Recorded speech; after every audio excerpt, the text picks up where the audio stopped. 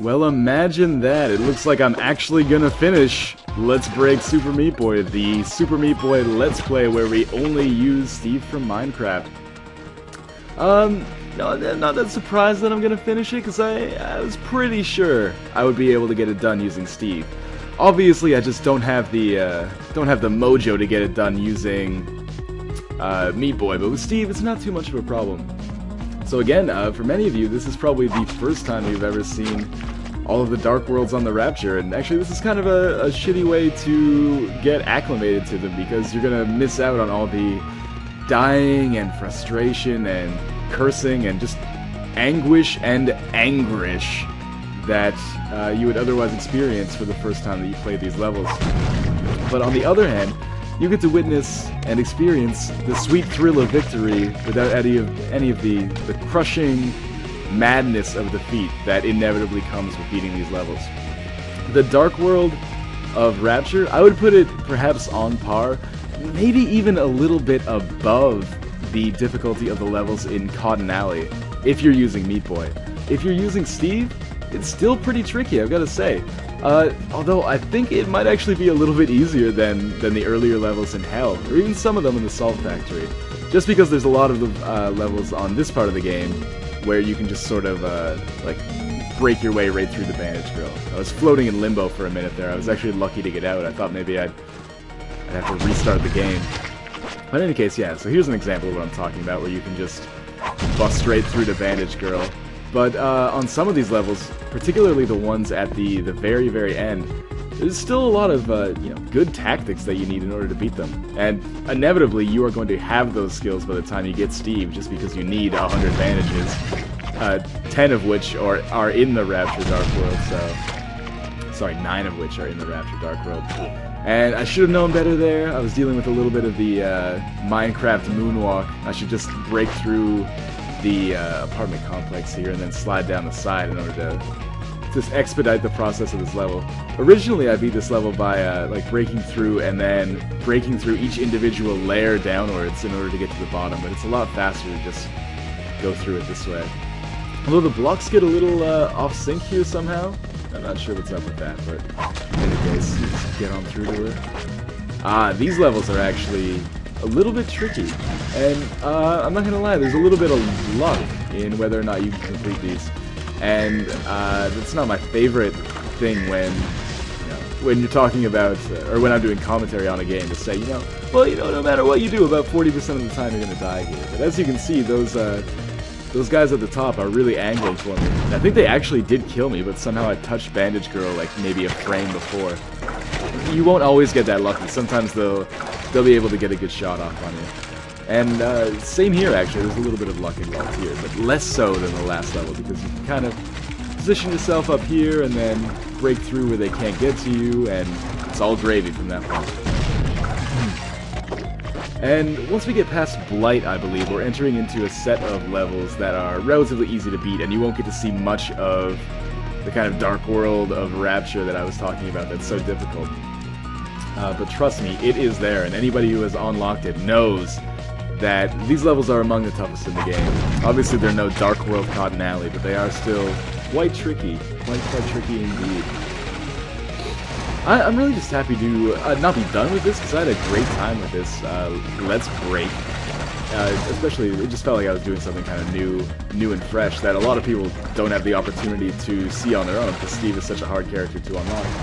But I'm good. It feels good to be finishing something, The Super Meat Boy Let's Play and Let's Break has been going on for about 3 months now, and I can kind of feel it winding down a little bit, but I'm sure that that feeling is going to go away whenever Super Meat World, the level editor and level portal for the PC, comes out. Because, I guess, exciting announcement. I am planning on making this Let's Play pretty much ongoing as long as the community supports the game with new levels. And I'm actually excited to see what some of these user-created levels are like.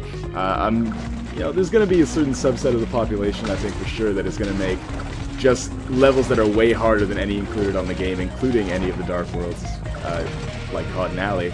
But not so much into those. I want to see some cool new level designs that are moderate to hard on the scale of difficulty, but more just inventive in the way that they go about the puzzles, and the jumping puzzles, and whatnot. So yeah, I'm really excited for that, and I'm hoping that there's a lot of community support for this game. I expect that there will be, because I want to keep making these videos as long as I can. This has been by far the most fun that I've ever had with a Let's Play. But anyway, enough of the meta talk and back to the subject at hand.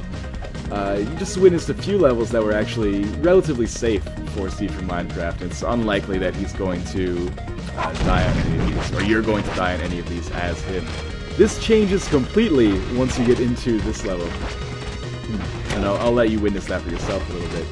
Every time I say Steve from Minecraft, I kind of feel like I'm working at some shitty office, and I'm like, oh yeah, that's like Steve in accounting. Steve, that's not my problem, man. Take it to Steve in Minecraft. He's the guy who deals with all the crafting around here. I'm just in marketing.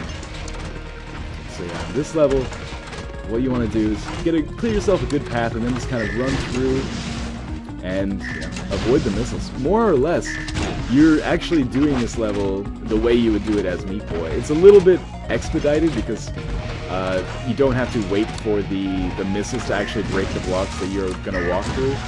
But not to a great extent. It's still quite tricky, as you can see based on my repeated deaths. Basically, what I want to do at that place where I just died is kind of build myself a little hut or a little tunnel so I can safely get through without too much trouble.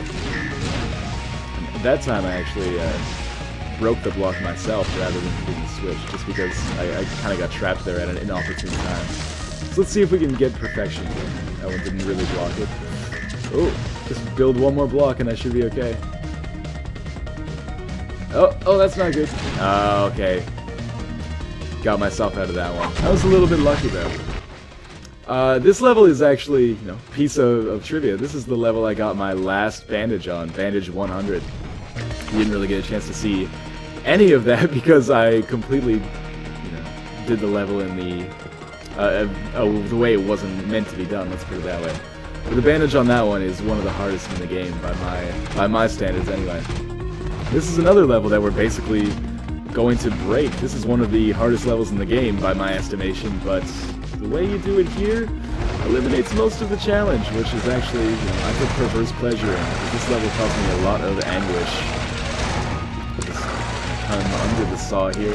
If I wanted to save time, I could just build a tower up to the top, which is the way that you would normally complete this level. But I find I still have a little bit of trouble with that last obstacle there, so why not completely bypass it? It's Let's Break Super Meat Boy. Let's give it our all, not just half-ass it. And finally, the last level that we are going to cover in this Let's Break, at least for a while. Yeah, this is level number 200, covered in the last 2 weeks or so, so I'm pretty impressed with myself there. This is another one that is actually quite tricky, unless you're using Steve from Minecraft, in which case, not really so bad at all. So I'd like to thank you guys for watching this series. I had a lot of fun making it. See you next time.